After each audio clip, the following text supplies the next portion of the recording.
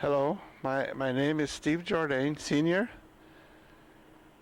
My given names are Indian names are Isobanesi, Alquegabo, and my clan is the Link clan.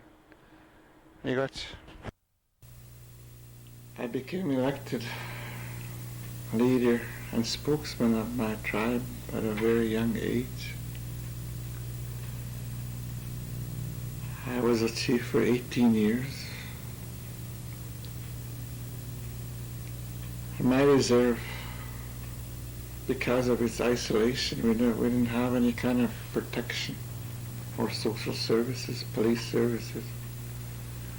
And there was a lot of murders, suicides, and accidental deaths in my community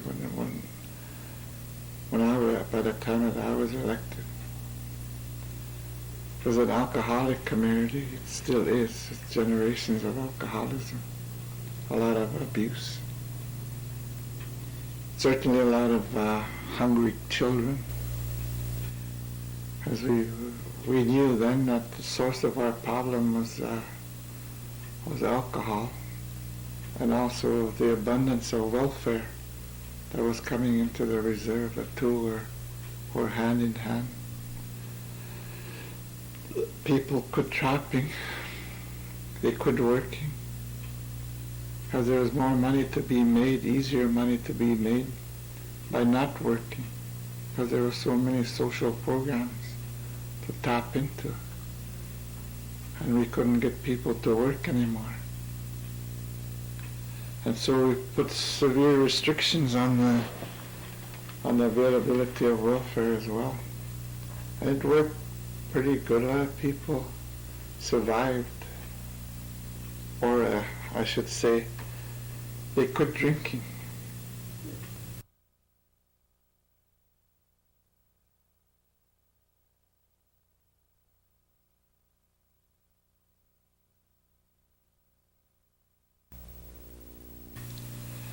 By 1948, was a drastic change in my life. A priest came there, a reservation, along with a Royal Canadian Mounted Police constable, and gathered up all the children, 6 years old and up, put them in this big boat, and took us away and locked us up in residential schools. These were Roman Catholic school that I went to. See, the government was responsible for our education, and what they did is they delegated the churches to educate us. Their mission was to assimilate native people into the white world. And the churches, the different churches that ran residential schools, used different means to achieve that end. But the most devastating thing for me was that they did that by taking away what we already had, our culture, our belief system, our means of survival, our language, our spirituality. They made us ashamed of who we are, ashamed of the things that we did, ashamed of our language. We weren't even allowed to speak our language.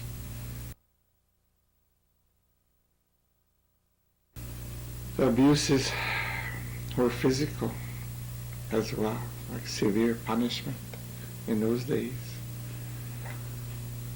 And that was by strapping, physical, painful things that they did to us.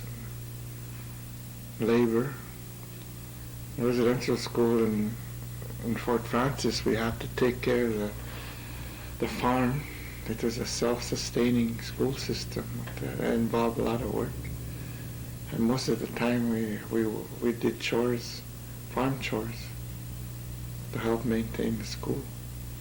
And those were physically demanding chores that we did.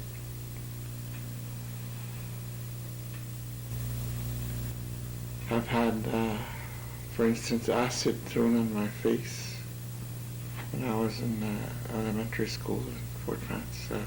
Scars here on my nose. As a young man in residential school, in the high school level, there are better memories than the elementary school. I was able to protect myself. But there were still shameful things that happened with the nuns. One nun in particular, an Indian nun who was also a nurse, used her position as a nurse to try and get me involved in a sexual relationship by using her power as a nurse. Again, threatening to kick me out of school first, and then threatening to tell my future wife. She accused me of having VD. And at that time I was so traumatic. To lose everything that I had, a chance at a high school diploma. I was important in those days. Meant a lot. And I was on the verge of in my senior year when this happened. But I never did do what she wanted me to do. I feel good about that. I often wonder how many of the young boys she had under her power, using that same method. It bothered me that she is a native. For the longest time I wasn't able to tell the story.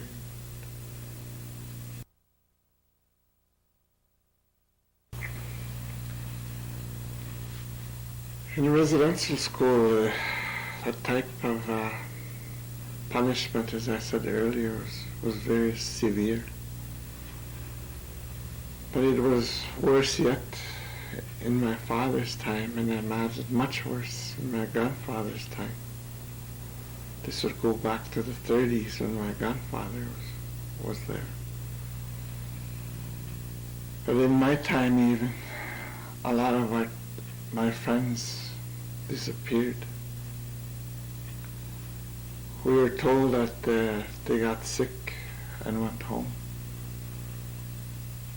But now it's becoming clear and evident that a lot of these kids did not go home. I remember one close friend of mine, we were told that she died. But in my heart, I know she didn't just die like that. I believe that she was killed. There's a residential school to the north of us in McIntosh that have documented graveyards. My wife and I worked there for a time in a lumber camp near that residential school. And it haunts both of us to this day, knowing that there's little Indian kids buried on that land and where we lived. And those graves are still there in that place. It is just now being revealed. I've also read some documents now that I don't think that reveals that the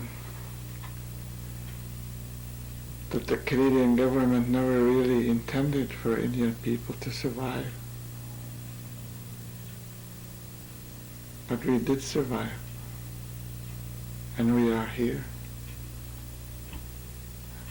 and we will always be here. But we also have to tell the truth, our version of what happened, and to gather evidence, as we are doing now, to tell the Canadian and American public our story.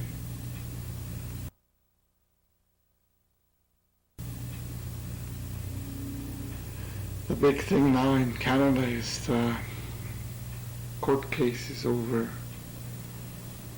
the residential school experience to help the survivors. There was an allocation of $350 million to help survivors like myself. But that money is being gobbled up by politicians and lawyers, and in all probability we will never get help as survivors. I know it's been 3 years now since that money was allocated, and nobody's ever approached us yet or offered to help us deal with the emotional scars that we carry. There's also been an allocation, an estimate of a settlement by the Canadian government of in the neighborhood of $2 billion again to survivors. But we are dying off. Our numbers are getting smaller and smaller every year. And there is no, like our children and our grandchildren, they won't be able to benefit from that. It's only people who are direct survivors of the residential school experiment who will get monetary compensation. But I don't expect to see that in my lifetime. And I don't expect anybody to get any money from those funds. We will eventually all die off.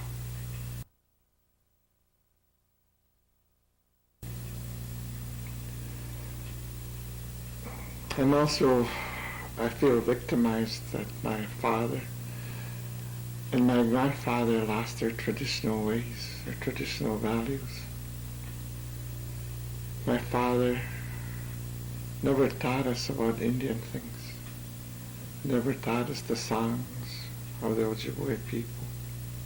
All he knew, he was raised in a residential school system. My grandmother and my grandfather separated at a very early age, and my grandmother died early. And so I feel a loss about that, and my father was a very angry alcoholic. We were abandoned quite a bit. We were brought up mostly by our mother. She just died a few months ago. She had worked all of her life until close to her 70th birthday to raise 13 children. My father served in the Canadian Army, and one of the most painful things is when he came out of the army, we weren't allowed to hunt and trap in Quetico Park. And my father was arrested for trapping in Quetico Park in order to feed and clothe us, and he spent,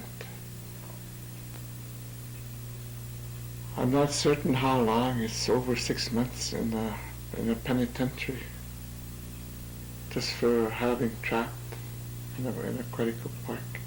Yet all the while we have treaty rights to do so.